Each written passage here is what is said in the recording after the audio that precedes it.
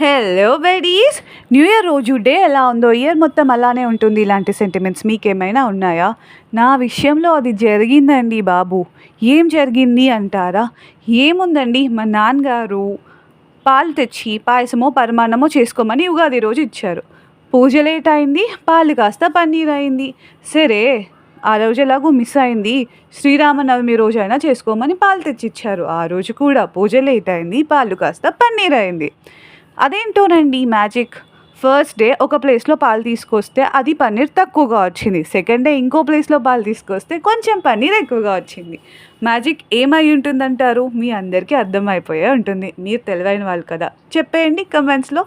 అలాగే పన్నీర్ చేసిన తర్వాత పాలలో నుంచి వచ్చే వాటర్‌తో కొన్ని సీక్రెట్స్ ఉన్నాయి. అదేంటో డిస్కస్ చేస్తూ నెక్స్ట్ వీడియోలో చెప్పేస్తాను. Like, share and subscribe for more such videos. Thank you so much for watching.